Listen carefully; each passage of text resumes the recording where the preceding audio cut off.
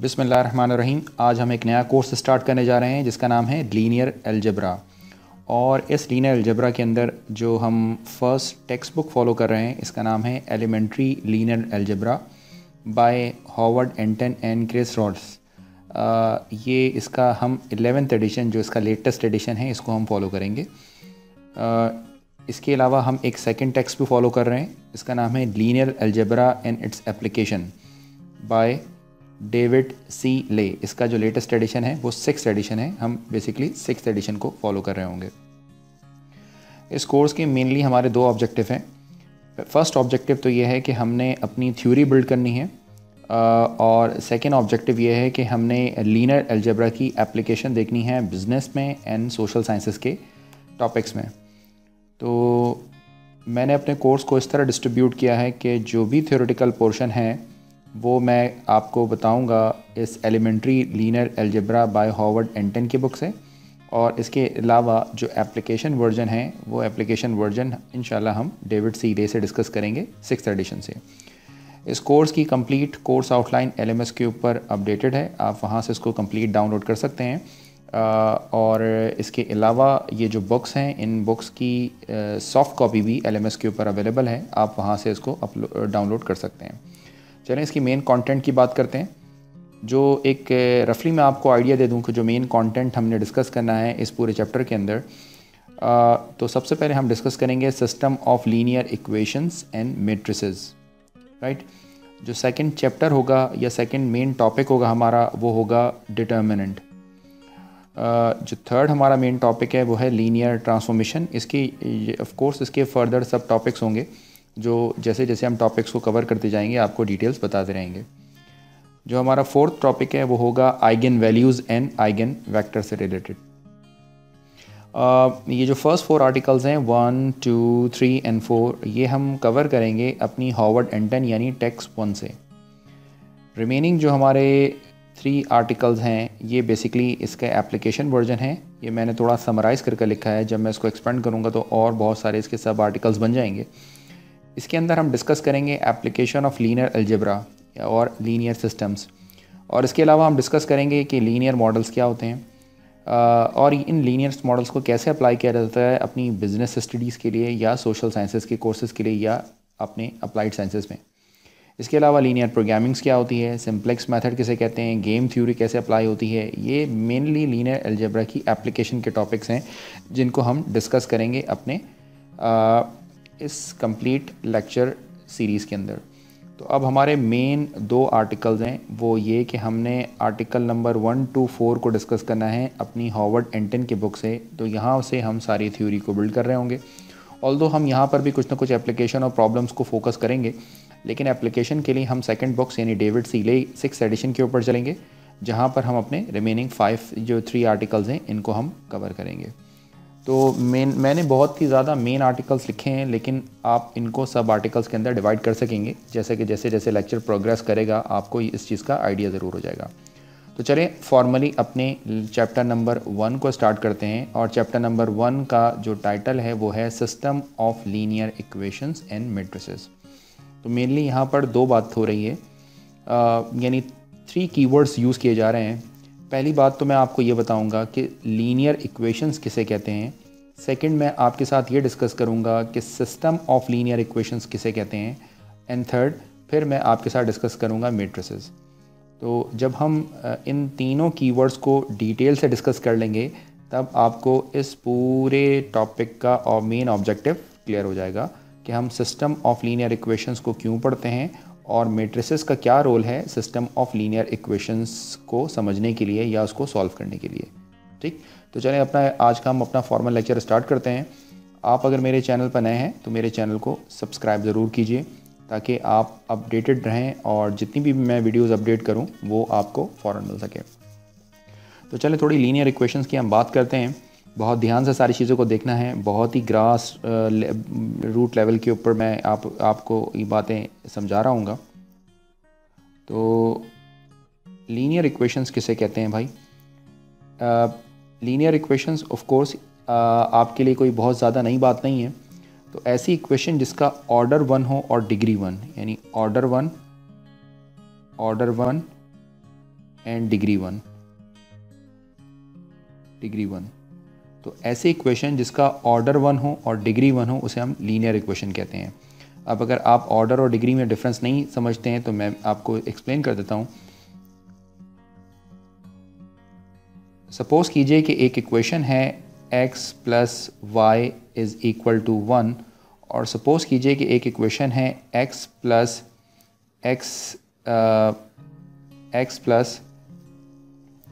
X Y is equal to 1।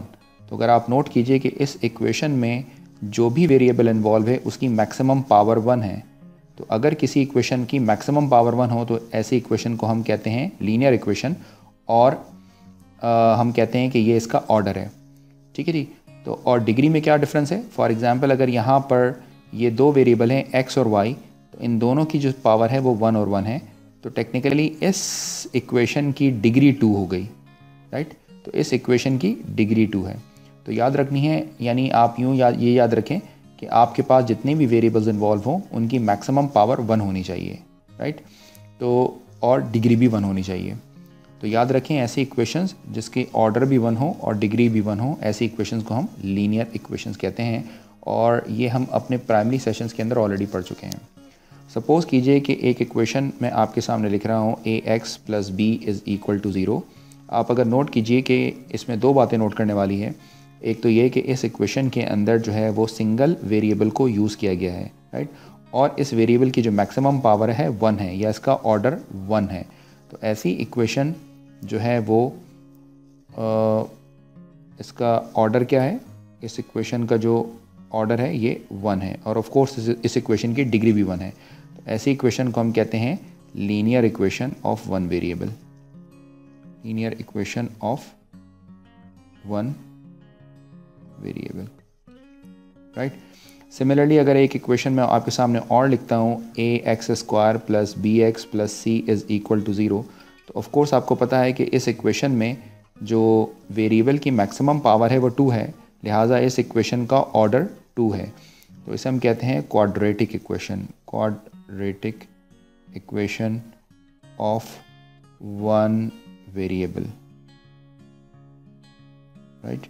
Although कि हमें इस पूरे कोर्स के अंदर सिर्फ लीनियर इक्वेशंस को डील करना है, तो और इस इक्वेशन का मैक्सिमम ऑर्डर कितना है? इस इक्वेशन का मैक्सिमम ऑर्डर 2 है, राइट। तो इसी तरीके से लीनियर इक्वेशंस आपने देखी थी, क्वाड्रेटिक इक्वेशंस आप जानते हैं और क्यूबिक इक्वेशंस भी आप जानते हैं। अच्छा जी, एक चीज़ मैं आपको और बताऊं। सपोज़ कीजिए कि मैं एक इक्वेशन लिखता हूं और वो इक्वेशन है a1x प्लस b1y, सॉरी यूँ कर लेते हैं, a1x और a2y is equal to b। Suppose ऐसी ही मैंने एक इक्वेशन लिख दी है। तो इस इक्वेशन को हम क्या कहेंगे? अब अगर आप नोट करें तो इस इक्वेशन में दो वेरिएबल्स यूज़ किए गए हैं x और y, और इन दोनों वेरिएबल्स की जो मैक्सिमम पावर है 1 वो 1 है। तो हम ये कह सकते हैं कि ये जो इक्वेशन है ऑफ कोर्स कि ये इक्वेशन भी आपके पास एक लीनियर इक्वेशन है, linear equation. This is also called linear equation. लेकिन नोट करने वाली बात यह है कि इस इक्वेशन में सिंगल वेरिएबल यूज़ किया जा रहा था जबकि यहाँ पर दो वेरिएबल्स हैं। तो इसे हम कहते हैं linear equation of 2 variables, of 2 variables. तो उम्मीद है कि आप इसको पहचान गए होंगे। ऑफ कोर्स ये भी आपके पास ऑर्डर 1 और डिग्री 1 की इक्वेशन है, यानी आप नोट करें तो वेरिएबल की जो मैक्सिमम पावर है हर टर्म की वो 1 है, तो इसका ऑर्डर भी 1 है और डिग्री भी 1 है, लिहाजा इस इक्वेशन को हम कहते हैं linear equation of 2 variables, right. इसकी एक एग्जांपल भी मैं आपके सामने देना चाहता हूँ। सपोज़ कीजिए कि एक इक्वेशन है मेरे पास 2x is equal to 4, right, और अगर आप इसको सिंप्लीफाई करेंगे तो इसका मतलब है कि आंसर आएगा x is equal to 2, right, कि यहाँ पर 2 है और ये 4 है, तो 2 1 2 2 2 4, x इज़ इक्वल टू 2। तो सपोज़ अगर सिंगल वेरिएबल की लीनियर इक्वेशन को मैं आपसे कहता हूँ आप इसको स्केच करें, इसको ड्रॉ करें, तो क्या आप बता सकते हैं कि इसकी ड्राइंग कैसे होगी? ऑफ कोर्स इसकी ड्राइंग बहुत आसान है, या इसको ग्राफ करना बहुत आसान है। x is equal to 2, x is equal to 2, तो it means x is equal to 2 unit के ऊपर आपने जो है वो एक लाइन बन जाएगी। देखिए जी, एक इस तरह की लाइन होगी, राइट। तो ये लाइन क्या शो कर रही है? ये लाइन आपको शो कर रही है कि ये x इज़ इक्वल टू 2 वाली लाइन है। अच्छा, सपोज़ कीजिए कि मैं आपके सामने एक और एग्ज़ाम्पल रखता हूँ और वो एग्ज़ाम्पल है y is equal to suppose 3, right. तो y इज़ इक्वल टू 3 की अगर मैं आपसे पूछूं कि इसकी लाइन किस तरह की बनेगी, तो ऑफ कोर्स इसका मतलब होगा 1 2 3। तो y इज़ इक्वल टू 3 की जो लाइन होगी वो इस तरह की लाइन होगी। जो पर्पल वाली लाइन मैंने आपके लिए ड्रॉ की है, ये लाइन होगी y is equal to 3।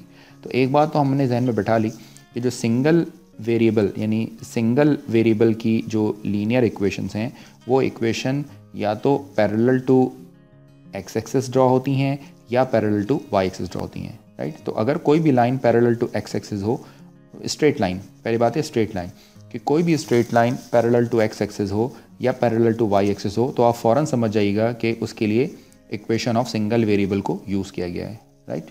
Similarly एक और एग्जांपल अगर मैं आपके सामने प्रेजेंट करूं, सपोज़ कीजिए कि एक इक्वेशन है आपके पास और वो इक्वेशन है 2x + 3y is equal to 6। तो ऑफ कोर्स कि अगर आप इस इक्वेशन को देखते ही इस चीज़ को गैस कर लेंगे कि इस इक्वेशन में दो वेरिएबल्स हैं, एक है x और सेकंड है y, और इनकी मैक्सिमम पावर जो है वो 1 है। तो ये एक लीनियर इक्वेशन ऑफ 2 वेरिएबल्स हैं। तो सपोज़ अगर मैं इसको ड्रॉ करना चाहूँ तो कैसे ड्रॉ होगी। पहली बात ये कि एक इक्वेशन को ड्रॉ करने का सबसे आसान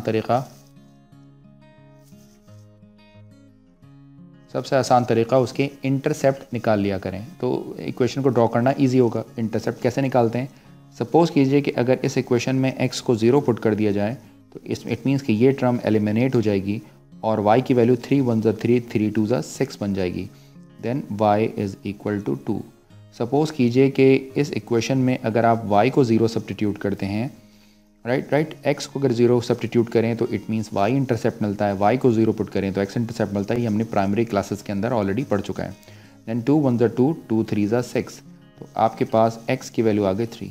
और आप ये बहुत अच्छी तरीक़े से जानते हैं कि अगर आपके पास दो पॉइंट्स हों तो आप उनसे एक लाइन को एक स्ट्रेट लाइन फॉर्म कर सकते हैं। तो सपोज़ मैं अगर आपसे पूछता हूँ कि आप बताइए कि इसमें स्ट्रेट लाइन किस तरह फॉर्म होगी, तो ऑफ कोर्स कि जैसे ये हमारा सपोज़ कर लें कि एक कोऑर्डिनेट सिस्टम है। अब मैं अगर आपसे पूछता हूँ कि ये बताएं कि 0,2 वाली जो लाइन है वो 0,2 कहाँ पर होगा, तो x एक्सिस के ऊपर x एक्सिस पर 0 एंड y एक्सिस पर 1 2, तो ये जो पॉइंट है ये पॉइंट होगा आपका 0,2। सिमिलरली अगर पॉइंट 3,0 की बात की जाए, 3,0 हमारा पॉइंट कहाँ पर होगा, तो x एक्सिस के ऊपर 3 यूनिट 1 2 3 एंड y एक्सिस पर दिस इज़ 3,0। और आपको पता है कि अगर हमें दो पॉइंट्स मिल जाए तो उन दो पॉइंट्स को ज्वाइन कर हम एक स्ट्रेट लाइन फॉर्म कर सकते हैं। तो ये हमने एक स्ट्रेट लाइन फॉर्म कर ली। तो बताना यहाँ पर ये था, और ये स्ट्रेट लाइन की इक्वेशन क्या है, 2x + 3y is equal to 6। तो आपने ये बात फ़ौरन समझ लेनी है कि अगर एक लाइन जिसके अंदर दोनों वेरिएबल्स मौजूद हैं, x भी है और y भी प्रेजेंट है, और वो लीनियर इक्वेशन है, तो याद रखना है कि आपने इस तरह की आपके पास लाइन फॉर्म होगी कि वो लाइन x और y इंटरसेप्ट को कहीं ना कहीं कट कर रही होगी। ये पॉसिबल है कि या तो वो फर्स्ट क्वाड्रेंट के अंदर कट कर रही हो, या सेकंड क्वाड्रेंट में, या थर्ड क्वाड्रेंट में, या फोर्थ क्वाड्रेंट में, बट वो किसी न किसी क्वाड्रेंट में कट कर रही होगी। तो अब हमने इस चीज़ को रियलाइज़ कर लिया कि अगर हमारे पास लाइन जो है वो x और y इंटरसेप्ट को कहीं x और y इंटरसेप्ट पर कहीं ड्रॉ हो रही होती है, तो उस लाइन के अंदर फंक्शन ऑफ दो वेरिएबल्स यूज़ किए जाएंगे, एक x और एक y, राइट। और अगर line parallel to x axis हो या पैरेलल टू y एक्सिस हो, तो वो लाइन, उस लाइन की लीनियर इक्वेशन के अंदर आपके पास सिंगल वेरिएबल होगा, राइट। तो यहाँ तक हमने आपको थोड़ा सा लीनियर इक्वेशन का थोड़ी सी एक बात बता दी है। लेकिन क्वेश्चन यहाँ पर ये रेज़ होता है कि लीनियर इक्वेशन तो ठीक है, आपको समझ आ गई, लेकिन आप इसको कैसे क्लासिफाई करेंगे कि यानी ये डिफरेंस कैसे बताएंगे कि कौन सी इक्वेशन लीनियर है और कौन सी इक्वेशन नॉन लीनियर इक्वेशन है। तो लीनियर और नॉन लीनियर में डिफरेंस करने के लिए आपके सामने मैं एक और एग्जांपल रखता हूँ। सपोज़ कीजिए कि आपके पास एक इक्वेशन है जिसमें x + 3y² is equals to 7, राइट। सपोज़ कीजिए एक और एग्जांपल मैं इसी के साथ पेश कर रहा हूँ, y is equal to sin x is equal to 0। और सपोज़ कीजिए कि मैं एक और एग्जांपल आपके सामने रख रहा हूँ, for example √x + 2y + z is equal to 1। और सपोज़ कीजिए कि एक और एग्ज़ाम्पल मैं आपके सामने रख रहा हूँ, 3x plus 2y minus z and plus X z is equal to 0। अब ज़रा फोकस करते हैं इन फोर्थ एग्जाम्पल के ऊपर, इन चारों एग्जाम्पल पर ज़रा हम गौर करते हैं। अगर आप नोट करें तो एग्जाम्पल नंबर 1 के अंदर x और y दो वेरिएबल्स हैं, x के ऊपर पावर 1 है जबकि y के ऊपर पावर 2 है। तो इट मीन्स कि ये इक्वेशन सेकंड ऑर्डर इक्वेशन है। तो चूँकि पावर 2 है तो इसीलिए हम इस इक्वेशन को क्या कह सकते हैं, this equation is non linear. तो आपने इस बात को ध्यान रखना है कि ऐसी इक्वेशन जिसमें वेरिएबल की पावर 1 से ज़्यादा हो, ऐसी इक्वेशन नॉन लीनियर कहलाती है। अच्छा जी, ज़रा सेकंड इक्वेशन को देखिए। इस इक्वेशन में एक आपको y तो ठीक है, बट यहाँ पर ये जो x है, ये बेसिकली x जो है वो एक ट्रिग्नोमेट्रिक फंक्शन साइन का आर्गुमेंट बनकर आ गया है। यानी आप ये कह सकते हैं कि इस इक्वेशन के अंदर कोई ट्रांसीडेंटल फंक्शन इन्वॉल्व है। ट्रांसीडेंटल फंक्शन का मतलब होगा ऐसा फंक्शन जिसके अंदर जो इसमें ex हो, कोई ट्रिग्नोमेट्रिक फंक्शन हो, या तो इन्वर्स ट्रिग्नोमेट्रिक फंक्शन हो जैसे साइन इन्वर्स, कॉस इन्वर्स वाला, फॉर एग्जांपल लॉग का कोई फंक्शन हो, या इस तरह के जो फंक्शंस हम पढ़ते हैं जो स्पेशल टाइप के, ये सारे के सारे कौन से फंक्शंस कहलाते हैं, ट्रांसीडेंटल फंक्शन कहलाते हैं। Transcendental function, right. तो ये फंक्शन ट्रांसीडेंटल, तो याद रखना है कि लीनियर इक्वेशन के अंदर कभी भी कोई ट्रांसीडेंटल फंक्शन नहीं आ सकता, राइट। ये अगर मैं आपसे पूछूं कि इसका रीज़न क्या है कि इसके ऊपर इसका ऑर्डर 2 है, तो ऑर्डर 2 की वजह से ये नॉन लीनियर है। सेकंड इक्वेशन ऑफ कोर्स आपको समझ आ गया कि ये इक्वेशन भी क्या है, ये इक्वेशन भी एक नॉन लीनियर इक्वेशन है। लेकिन इस नॉन लीनियर इक्वेशन का रीज़न क्या है, क्योंकि इसके अंदर साइन का फंक्शन इन्वॉल्व है, यानी ट्रांसीडेंटल फंक्शन इन्वॉल्व है। तो इन जनरल हम कहते हैं ट्रांसीडेंटल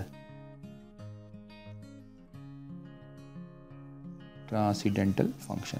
तो साइन का फंक्शन इन्वॉल्व है, तो इसकी वजह से इक्वेशन नॉन लीनियर हो गई। लीनियर का मतलब वैसे भी एक स्ट्रेट लाइन होती है, और आपको पता है कि साइन को अगर आप थोड़ा विजुअलाइज करें तो आपको पता है कि कोई पीरियोडिक कोई चीज़ होती है, राइट। सिमिलरली अगर आप इस इक्वेशन को गौर करें तो इस इक्वेशन के अंदर y और z तो ठीक है, इनके ऊपर पावर 1 है, जबकि x के ऊपर पावर जो है वो 1/2 है, राइट। तो आपने इस बात को ध्यान रखना है कि पावर 1 ही होनी चाहिए, ना तो 1 से कम ना तो 1 से ज़्यादा।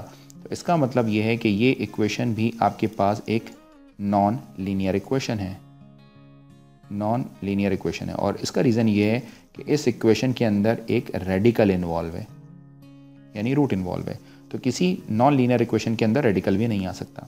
और लास्ट एग्जाम्पल के अंदर आप देखें कि x ठीक है पावर 1, y की पावर 1, z की पावर 1, ये जो लास्ट टर्म है, अगर आप इसकी डिग्री चेक करें तो ये पूरी इक्वेशन ऑर्डर 1 एंड डिग्री 2 की इक्वेशन हो जाएगी। x के ऊपर पावर 1, z के ऊपर पावर 1, अगर आप इनकी पावर स्क्वायर कर दें तो डिग्री बन जाती है।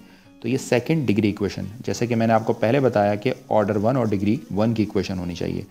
तो ये भी इक्वेशन आपके पास एक नॉन लीनियर इक्वेशन है, राइट। और इसका रीज़न क्या है, क्योंकि यहाँ पर जो डिग्री है वो बेसिकली 2 हो गई है।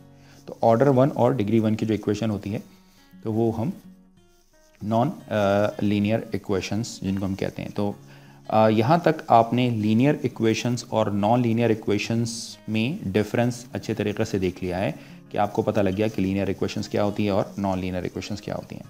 चलें थोड़ा सा हम आगे बात करते हैं। अब हम बात करते हैं इस लीनियर इक्वेशंस के सॉल्यूशन की, या पहले हम सिस्टम की बात करते हैं और फिर हम सिस्टम के बाद इसके सॉल्यूशन की बात करेंगे, राइट। तो अब हम बात करते हैं लीनियर सिस्टम्स की, लीनियर सिस्टम्स।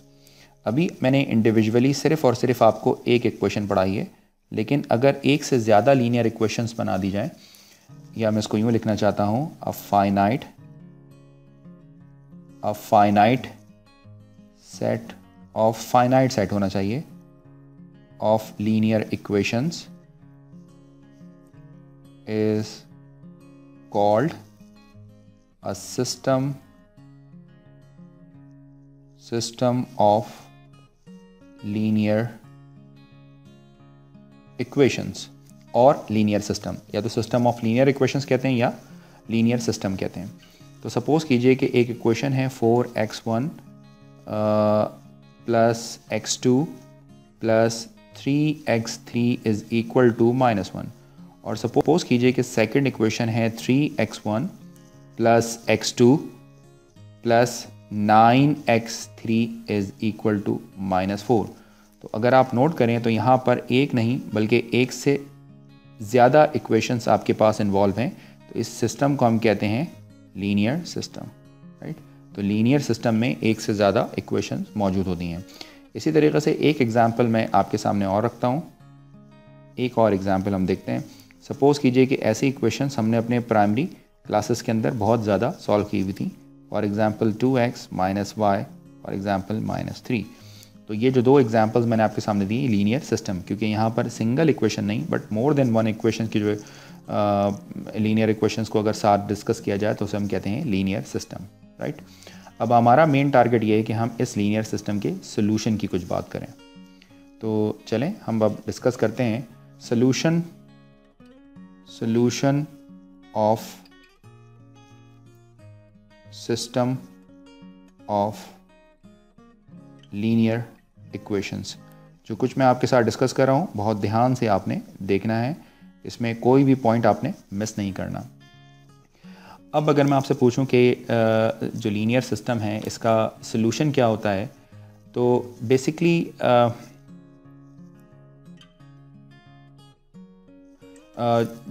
जहाँ पर दो लाइंस जो हैं वो एक दूसरे को इंटरसेक्ट करती हैं, बेसिकली वो उसका सॉल्यूशन होता है, राइट। जैसे पहले मैं आपको ग्राफिकली बताता हूँ और फिर मैं आपके साथ थोड़ा डिटेल से डिस्कस करता हूँ। सपोज़ कीजिए कि ये एक लाइन है, मैंने इस लाइन को स्केच किया और ये फॉर सपोज़ कीजिए कि सेकंड लाइन है। तो सपोज़ कीजिए कि ये है आपके पास लाइन 1 और लाइन 2। ये दोनों लाइंस जिस पॉइंट के ऊपर इंटरसेक्ट करते हैं, ये जिस पॉइंट के ऊपर इंटरसेक्ट करते हैं, तो ये जो पॉइंट ऑफ इंटरसेक्शन है ये इन दोनों लीनियर सिस्टम का सॉल्यूशन कहलाता है। तो इसे हम कहते हैं सॉल्यूशन ऑफ लीनियर सिस्टम। लेकिन इसके 3 डिफरेंट पॉसिबिलिटीज़ हो सकती हैं, वो मैं आपको बहुत डिटेल से बताता हूँ, पहले ग्राफिकली आप देख लें। फर्स्ट पॉसिबिलिटी ये हो सकती है कि one line is intersect second line in a single point. तो एक लाइन अगर सेकेंड लाइन को किसी सिंगल पॉइंट, किसी यूनिक पॉइंट पर इंटरसेक्ट करती है तो इस तरह के हम सोल्यूशन को कहते हैं यूनिक सोल्यूशन। लेकिन ऑफ कोर्स ये हमेशा पॉसिबल नहीं है, ये क्वेश्चन टू क्वेश्चन वेरी करता है। मिसाल के तौर पर आप ये सपोज़ करें कि एक पॉसिबिलिटी ये हो सकती है कि सपोज़ कीजिए कि ये आपके पास एक लाइन है और सपोज़ कीजिए कि ये आपके पास दूसरी लाइन है और ये दोनों लाइनें एक दूसरे के ऊपर कोइंसाइड कर रही हैं। ये एक्चुअली कोइंसाइड कर रही हैं, सिर्फ आपको थोड़ा सा डिफरेंस यहाँ पर रखा है ताकि आप पता लग सके कि आपको 2 लाइनें हैं। तो सपोज़ कीजिए कि एक लाइन दूसरी लाइन को इनफाइनाइटली मैनी पॉइंट्स पर टच करती है। जैसे यहाँ पर एक लाइन दूसरी लाइन को सिंगल पॉइंट पर टच करती है या किसी यूनिक पॉइंट पर टच करती है, तो इस तरह के सोल्यूशन को हम कहते हैं यूनिक सोल्यूशन, राइट। इसी तरीके से अगर एक लाइन दूसरी लाइन को इनफाइनाइटली मैनी पॉइंट्स हैं या एक दूसरे को ओवरलैप करती है, तो ये भी बेसिकली सोल्यूशन की एक टाइप है और इस तरह के सोल्यूशन को हम कहते हैं इनफाइनाइटली मैनी सोल्यूशन।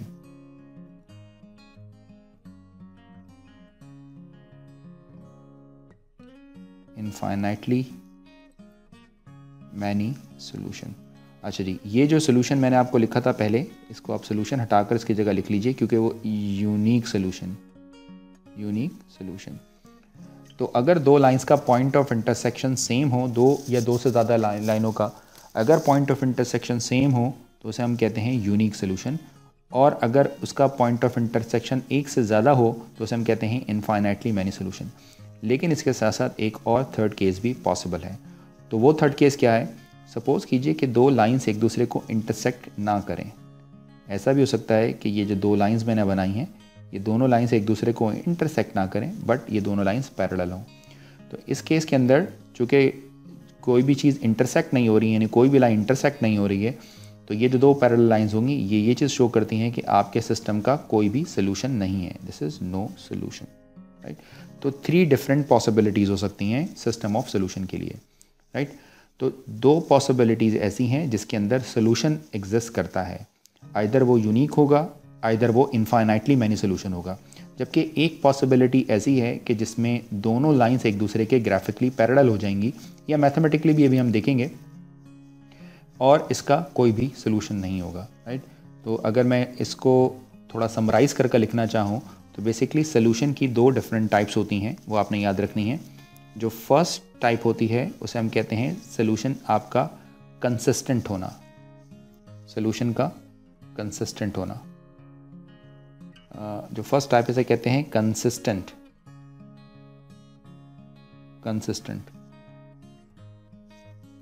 तो ये सोल्यूशन कंसिस्टेंट कौन कौन से सोल्यूशन होते हैं, याद रखें कि कंसिस्टेंट होने का मतलब है कि आपका जो सोल्यूशन है वो यूनिक हो, यूनिक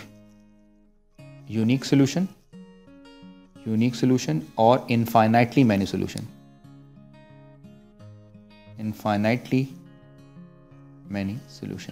तो अगर यूनिक सोल्यूशन हो या इनफाइनाइटली मैनी सोल्यूशन हो तो हम कहते हैं कि हमारा सिस्टम कंसिस्टेंट है। बी जो है उसे हम कहते हैं इनकंसिस्टेंट।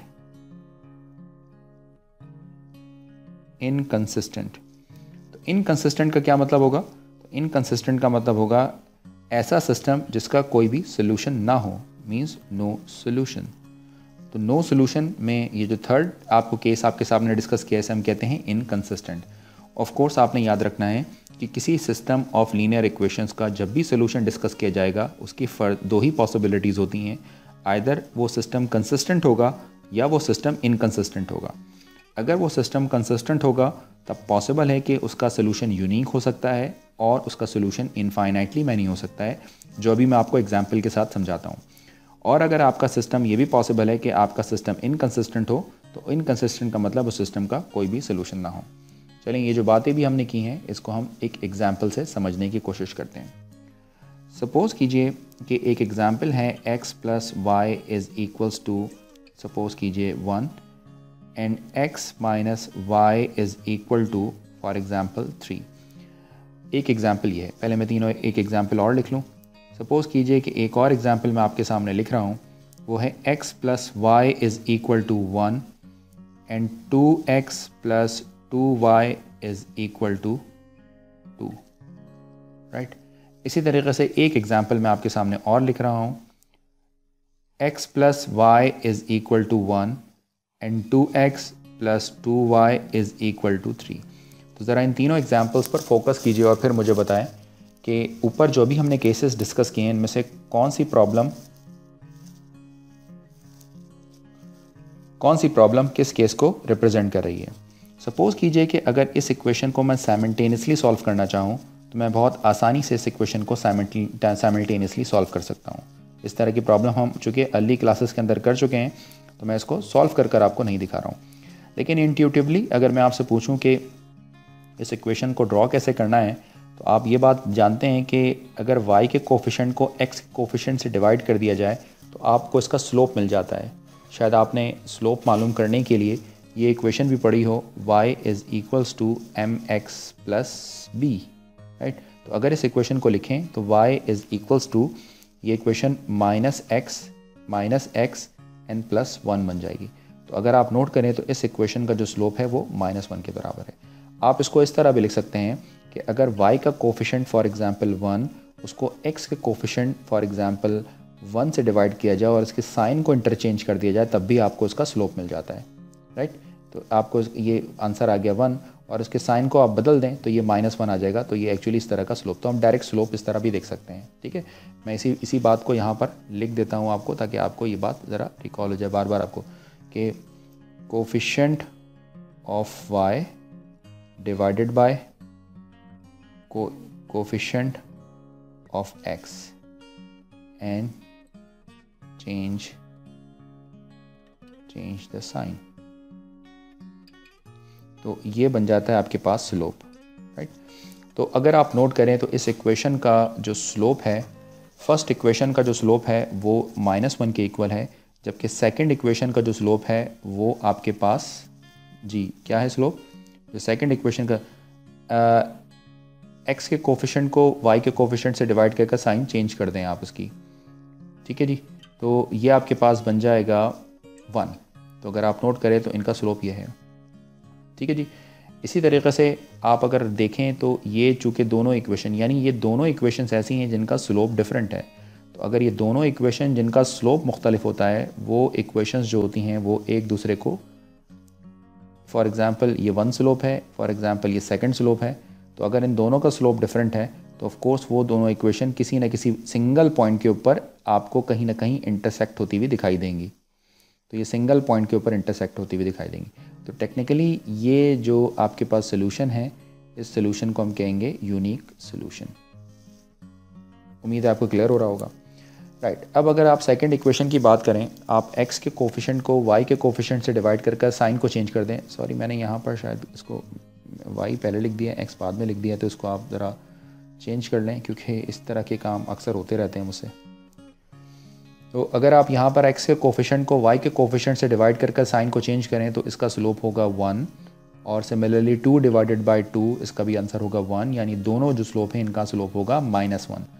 तो क्योंकि अगर आपने इस चीज़ को वेरीफाई करना हो तो आप इसको इस तरह भी देख सकते हैं, जैसे कि अभी मैंने आपके सामने लिखा ही था, यहाँ पर ये देखिए लिखा हुआ था -1। तो इन दोनों का चूँकि स्लोप -1 है, तो दोनों का स्लोप -1 होने का मतलब ये है कि एक लाइन दूसरी लाइन पर कोइंसाइड कर दी। अच्छा जी, और ये जो राइट हैंड साइड पर जो कांस्टेंट नंबर है, ये नंबर क्या होता है आपका y इंटरसेप्ट होता है। ठीक है, ये यूँ समझ लें कि ये आपको ये बताता है कि आपकी लाइन्स एक दूसरे से कितनी डिपार्ट हो रही है, कितनी अलहदा हो रही है। तो यहाँ पर चूँकि अगर आप इस इक्वेशन को सिंप्लीफाई करें तो ये दो नहीं बल्कि एक ही इक्वेशन है, तो इसका मतलब ये होगा कि ग्राफिकली ये दो लाइंस होंगी और ये दोनों लाइंस जिनके स्लोप बराबर हैं, और ये दोनों की दोनों लाइंस जो होंगी एक दूसरे को ओवरलैप कर रही होंगी। इसका मतलब ये है कि यहाँ पर जो सोल्यूशन आपके पास बनकर आता है, इस सोल्यूशन को हम कहते हैं infinitely many solution, infinitely many solution. Right, और ये जो हमारे पास थर्ड केस है, अगर आप इसमें नोट करें कि x के कोफिशिएंट को y के कोफिशिएंट से डिवाइड करें तो उसका स्लोप -1, इसका भी स्लोप -1 आएगा, बट राइट हैंड साइड पर ये नंबर डिफरेंट है 1 और यहाँ पर है नंबर 3। तो इसका मतलब है चूँकि ये नंबर डिफरेंट है, अगर मैं इसको ग्राफिकली बनाना चाहूँ तो इसका मतलब ये होगा कि मेरे पास दो ऐसी लाइंस बन रही होंगी जो लाइंस एक दूसरे के पैरेलल होंगी। ये लाइंस होंगी पैरेलल। राइट, तो ये लाइंस पैरेलल होंगी, इसीलिए हम कह सकते हैं कि इस सिस्टम का कोई भी सोल्यूशन नहीं होगा, this is no solution. Right, तो अगर आप नोट करें तो एग्जाम्पल नंबर 1 और एग्जाम्पल नंबर 2 कंसिस्टेंट हैं। तो एग्जाम्पल नंबर 1 और एग्जाम्पल नंबर 2 को अगर आप मार्क करना चाहें तो आप कह सकते हैं कि ये कंसिस्टेंट है, सोल्यूशन कंसिस्टेंट, जबकि एग्जाम्पल नंबर 3 की जो हमने बात की थी, ये सोल्यूशन इनकंसिस्टेंट है। तो इस तरह की बेशुमार एग्जाम्पल्स आगे चलकर हम डिस्कस करेंगे। तो यहाँ पर हमने आपके साथ ये सोल्यूशन डिस्कस किया कि जो सोल्यूशन है वो आइदर कंसिस्टेंट होता है और इनकंसिस्टेंट होता है। राइट, अच्छा जी, यहाँ तक हमने आपके साथ एक बात डिटेल से डिस्कस कर ली है। इसी के कॉन्टेक्स्ट में एक चीज़ आपके साथ और डिस्कस करूँ कि अभी तक हमने ऐसे सिस्टम देखे जिनके राइट हैंड साइड के ऊपर एटलीस्ट किसी एक इक्वेशन में नॉन ज़ीरो नंबर होता था, यानी एटलीस्ट एक में होना ज़रूरी है नॉन ज़ीरो नंबर। अभी तक हमने ऐसी इक्वेशन देखी, लेकिन याद रखें कि कुछ इक्वेशंस ऐसी भी होती हैं जिनके राइट हैंड साइड पर कांस्टेंट नंबर हमेशा ज़ीरो होता है। इस इक्वेशन को हम कहते हैं होमोजेनस इक्वेशन।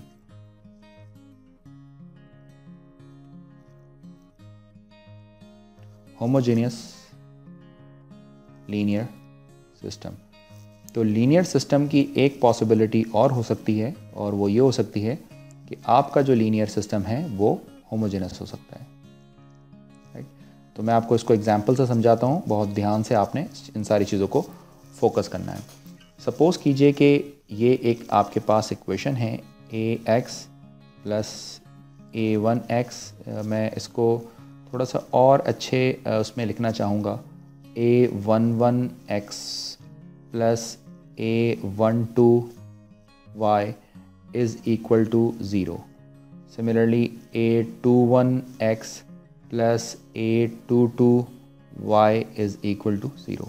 तो अगर आप नोट करें तो इस इक्वेशन में अगर आपको ये कन्फ्यूजन है कि ये a11 क्या है, क्योंकि आगे चलकर थोड़ा मैट्रिसेस की मुझे बात करनी होगी, तो ये पहली बात ये कि वेरिएबल के साथ जो नंबर लिखा होता है उसे हम कहते हैं कोफिशिएंट, और ये 1 और 1 आगे चलकर मैं आपको ये बताऊंगा कि ये मैट्रिसेस में इसकी लोकेशन को रिप्रेजेंट करता है। तो A12 का मतलब होगा कि ये जो कोफिशेंट है एक मैट्रिक्स के अंदर फर्स्ट रो और सेकंड कॉलम पोजीशन में आएगा। ये जो कोफिशेंट है ये सेकंड रो और फर्स्ट कॉलम वाली पोजीशन पे आएगा, जबकि ये जो कोफिशेंट है ये सेकंड रो और सेकंड कॉलम वाली पोजीशन के ऊपर आएगा। जबकि राइट हैंड साइड को अगर आप देखें तो राइट हैंड साइड पर दोनों के दोनों जो कांस्टेंट हैं वो ज़ीरो हैं। मैं इसको एक सिंपल एग्जांपल से समझाता हूँ आपके लिए। सपोज़ कीजिए कि एक इक्वेशन है आपके पास 2x + 3y = 0 और सेकंड इक्वेशन है सपोज़ x - y = 0। तो ऐसी इक्वेशन जिनके राइट हैंड साइड के ऊपर ज़ीरो हो, ऐसी इक्वेशन को हम क्या कहते हैं? Homogeneous equation. और चूँकि एक से ज़्यादा इक्वेशन है लिहाजा इसे हम कहते हैं होमोजेनस लीनियर सिस्टम। और ऑफ कोर्स ये लीनियर इक्वेशन है तो इसे हम कहेंगे होमोजेनस, इसके राइट हैंड साइड पर ज़ीरो होने की वजह से लीनियर, क्योंकि ये लीनियर इक्वेशंस हैं और चूँकि एक से ज़्यादा इक्वेशन है तो इसे हम कहते हैं होमोजेनस लीनियर सिस्टम। अब मेरा क्वेश्चन आपसे यहाँ पर यह है कि क्या आप मुझे बता सकते हैं कि मैं अगर होमोजेनस इक्वेशन को ड्रॉ करूँ तो ये कैसे ड्रॉ होंगी? तो ये बात बहुत सिंपल है। देखिए जी, लेफ़्ट हैंड साइड पर अगर आप नोट करें तो इन दोनों के स्लोप डिफरेंट हैं। तो स्लोप डिफरेंट होने का मतलब ये है कि एक लाइन दूसरी लाइन को इंटरसेक्ट कर रही होगी किसी सिंगल पॉइंट के ऊपर, किसी यूनिक पॉइंट के ऊपर, जैसा कि मैं आपको थोड़ी देर पहले डिस्कस कर चुका हूँ। ये लिखा हुआ है 2x + 3y और ये लिखा हुआ है x - y। अगर आप इस इक्वेशन को साइमल्टेनियसली सॉल्व करें तो चले मैं आपको साइमल्टेनियसली सॉल्व करके भी दिखा देता हूँ। सपोज़ कीजिए कि सेकंड इक्वेशन से आपने वैल्यू निकाली और इसको आपने सब्स्टिट्यूट कर दिया इन 1 पहली इक्वेशन में, तो क्या बन जाएगा आपके पास? यह आ जाएगा 2y + 3y = 0, यानी 5y = 0। इट मीन्स y = 0 और y = 0 को आपने सब्स्टिट्यूट कर दिया यहाँ पर तो आपको मिला x = 0। तो एक बात आप अपने जहन में बिठा लें कि होमोजेनियस लीनियर सिस्टम का सलूशन हमेशा 0 0 ही निकलता है। ठीक है जी, इसके लिए आपने कोई साइमल्टेनियस सॉल्व करने की ज़रूरत नहीं पड़ती। मेरा क्वेश्चन अगेन आपसे ये है कि आप इसको ग्राफिकली ये बताएं कि ये इक्वेशन कैसे होंगी। तो लेफ़्ट हैंड साइड आपको ये रिप्रेजेंट करता है क्योंकि इन इक्वेशंस का स्लोप डिफरेंट है तो ये इक्वेशन किसी सिंगल पॉइंट के ऊपर इंटरसेक्ट कर रहे होंगे। लेकिन मेरा क्वेश्चन ये है कि वो सिंगल पॉइंट होगा क्या? तो राइट हैंड साइड पर ज़ीरो होने का मतलब ये है कि वो सिंगल पॉइंट एक हमेशा ओरिजिन होगा। यानी सपोज़ कीजिए कि ये आपका कोऑर्डिनेट सिस्टम है, राइट, और सपोज़ कीजिए कि ये आपके पास 2 लाइंस हैं और ये दोनों की दोनों लाइंस चूँकि इनके स्लोप डिफरेंट हैं लिहाजा ये दोनों जो लाइंस हैं, ये लाइंस मान लें कि ये L1 है और ये लाइन L2 है, ये दोनों लाइन जो हैं वो हमेशा ओरिजिन से पास करेंगी, राइट। तो होमोजेनियस इक्वेशन में जो लाइन होगी वो ओरिजिन से पास कर रही होती है। ठीक है जी, इस बात को आपने अच्छे से समझ लिया है। अच्छा जी, मेरा दूसरा आपके साथ क्वेश्चन ये है कि एक और मैं आपके लिए एग्जाम्पल लिखता हूँ और वो एग्जाम्पल कुछ ऐसी है। फॉर एग्जाम्पल 2x, थोड़ा सिंपल करते हैं, x + y = 0 and 2x + 2y = 0। तो अगर मैं आपसे पूछता हूँ कि इस एग्जाम्पल में क्या दिखा आपको, तो पहली चीज़ जो हमें नज़र आती है कि सिस्टम ऑफ इक्वेशंस मौजूद हैं जो लीनियर हैं, तो ये basically linear system of equation है। सेकंड चीज़ जो हमें नज़र आती है कि राइट हैंड साइड पर क्योंकि ज़ीरो है तो ये बेसिकली होमोजेनियस लीनियर सिस्टम है। थर्ड, अगर मैं आपसे पूछता हूँ कि बताएं कि ग्राफिकली ये किस तरह रिप्रेजेंट करती है, तो अगर आप लेफ्ट हैंड साइड को देखें इक्वेशंस की तो दोनों के स्लोप सेम है। तो इसका मतलब है कि एक दो ऐसी लाइंस आपने बनानी है जिनका स्लोप सेम हो, जबकि राइट हैंड साइड के ऊपर ज़ीरो ये रिप्रेजेंट कर रहा है कि ये जो लाइंस आपके पास बनेंगी ये दोनों लाइंस स्लोप ज़ीरो भी होगा और यानी स्लोप सेम भी होगा और ओरिजिन से भी पास करेंगी। तो इस बात को आपने अपने दिमाग में बिठा लेना है अच्छे तरीके से। मिसाल के तौर पर मैं आपको इसको ड्रॉ करके दिखाता हूँ। सपोज़ कीजिए कि ये है आपके पास कोऑर्डिनेट सिस्टम सॉरी और सपोज़ कीजिए कि इस लाइन का अगर मैं आपसे पूछता हूँ स्लोप क्या निकलेगा, तो एक्चुअली इसका स्लोप x के कोफिशेंट को y के कोफिशेंट से डिवाइड कर साइन इंटरचेंज कर दें तो आंसर होगा -1। तो अगर आपको यकीनन ये आता होगा कि -1 को स्लोप का मतलब कुछ इस तरह की एक लाइन हो सकती है। ये मैं रफली ड्रॉ कर रहा हूँ, इनकेस अगर इस तरह भी ना बनाऊँ, सिर्फ समझाने के लिए आपको। अगर मैं आपसे पूछता हूँ कि बताएं कि सेकंड लाइन कहाँ पर ड्रॉ होगी, तो ऑफ कोर्स के सेकंड लाइन भी जो है वो आपका सेम स्लोप रखती है, और राइट हैंड साइड पर 0 होने का मतलब है कि वो ओरिजिन से पास होंगी। तो इसका मतलब ये है कि सेकंड लाइन इसी लाइन के ऊपर ऐसे कर कोइंसाइड करेगी, राइट। और ये भी जो लाइंस हैं ये लाइन ओरिजिन से पास होंगी। ठीक है जी, समझ आ गया आपको कि ये फॉर एग्जांपल ये लाइन L2 है और जो ग्रीन से मैंने लाइन ड्रॉ की है सपोज लाइन L1 है, और ये दोनों की दोनों लाइंस जो हैं ये दोनों लाइंस बेसिकली अपने ओरिजिन से पास कर रही हैं, क्योंकि सिस्टम आपका होमोजेनस है लेकिन एक दूसरे पर कोइंसाइड कर रही हैं, राइट। लेकिन थर्ड केस यहाँ पर कभी भी पॉसिबल नहीं हो सकता। यानी याद रखना है आपने हमेशा कि जो होमोजेनस सिस्टम होता है वो यूनिक सिर्फ इस केस को फॉलो कर ये हो सकता है या ये हो सकता है। यानी होमोजेनस सिस्टम कभी भी ऐसा नहीं हो सकता कि दो लाइंस एक दूसरे के पैरेलल हो जाएं। क्यों? क्योंकि ऐसी सिचुएशन कभी भी नहीं बन सकती कि दो लाइंस एक दूसरे के मान लें कि दो एक दूसरे के पैरेलल भी हों और वो ओरिजिन से भी गुजरें, तो ऐसा पॉसिबल नहीं है, राइट। कोई भी ऐसी ज्योमेट्री पॉसिबल नहीं है कि लाइंस एक दूसरे के पैरेलल भी हों और वो दोनों की दोनों लाइंस ओरिजिन से पास हो रही हों। तो आपने इस चीज़ को जहन में रखना है कि होमोजेनस सिस्टम कभी भी इनकंसिस्टेंट नहीं होता। तो ये नोट में आपने लिख लेना है, क्या? Homogeneous system never inconsistent. तो आपको ये बात तो समझ आ गई कि होमोजेनस सिस्टम जो है वो कभी भी इनकंसिस्टेंट नहीं होता। अब जब होमोजेनस सिस्टम इनकंसिस्टेंट नहीं होता तो इट मीन्स ये इसका रिज़ल्ट या तो यूनिक आ सकता है या इनफाइनाइटली मैनी आ सकता है। तो ऊपर मैंने आपको बताया था कि ये यूनिक सोल्यूशन कहलाता है और ये बेसिकली इनफाइनाइटली मैनी सोल्यूशन कहलाता है। लेकिन अगर आप इसके लिए यूनिक और इनफाइनाइट मैनी की टर्म ही यूज़ करेंगे तो कन्फ्यूजन ये जनरेट होती है कि आपको इस चीज़ का कैसे आइडिया होगा कि आप होमोजेनस सिस्टम की बात कर रहे हैं या आप नॉन होमोजेनस सिस्टम की बात कर रहे हैं। ऊपर हमने नॉन होमोजेनस पढ़े थे और ये होमोजेनस है, तो इस चीज़ का आइडिया कैसे होगा? अगर मैं आपसे कहता हूँ कि एक सिस्टम है, इसका सोल्यूशन यूनिक है, राइट, वो 0 0 0 0 भी यूनिक आंसर हो सकता है, या फॉर एग्जांपल इसका सोल्यूशन जो है वो इनफाइनाइटली मैनी है। तो आप मुझे ये बताएं कि इस चीज़ को हम कैसे क्लासीफाई करेंगे, कैसे जस्टिफाई करेंगे कि हम नॉन होमोजेनस की बात कर रहे हैं और होमोजेनस की। तो हम इसके लिए दो नई टर्म यूज़ करते हैं। तो होमोजेनस के केस में जो यूनिक सोल्यूशन होता है इसे हम कहते हैं, आज की बात कहेंगे ट्रिवियल, राइट। और होमोजेनस के केस के अंदर जो इनफाइनाइट मैनी सोल्यूशन होता है इसे हम कहते हैं नॉन ट्रिवियल, राइट, इसे हम कहते हैं ट्रिवियल। तो आज के बाद अगर मैं ट्रिवियल सोल्यूशन की बात करूं तो आपके जहन में आ जाएगा कि बैकएंड के ऊपर आप किसी होमोजेनस सिस्टम की बात कर रहे होंगे और उसका यूनिक सोल्यूशन निकलता होगा और तमाम वेरिएबल्स का आंसर 0 0 होगा। और अगर मैं आपसे कहूं कि आपका रिजल्ट नॉन ट्रिवियल है तो फ़ौरन आपके जहन में ऐसी इक्वेशंस आ जाएंगी जो होमोजेनस भी होंगी और जो लाइंस हैं वो एक लाइन दूसरी लाइन को कोइंसाइड कर रही होगी, यानी ये नॉन ट्रिवियल सोल्यूशन होगा, राइट। तो इस तरह होमोजेनियस कभी भी इनकंसिस्टेंट नहीं हो सकती। तो मैं आपसे ये बात एक MCQs के थ्रू भी पूछ सकता हूँ या फिल इन द ब्लैंक्स में भी पूछ सकता हूँ आपसे, क्या होमोजेनियस सिस्टम कभी भी इनकंसिस्टेंट होगा या नहीं होगा? तो यहाँ पर ये चीज़ आप एक्सप्लेन कर सकते हैं।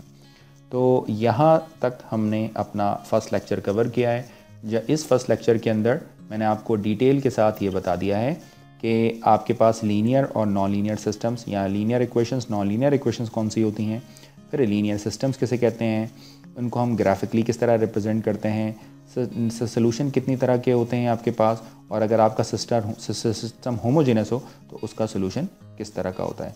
तो उम्मीद है कि आपको आज का लेक्चर समझ आ गया होगा और इसको आप लाइक ज़रूर कीजिए, कमेंट्स कीजिए, शेयर कीजिए और इसी तरीके से मेरे लेक्चर्स को फॉलो करते जाइए तो आप बहुत कुछ लर्न कर सकेंगे। Thanks for watching this video. अल्लाह हाफ़िज़।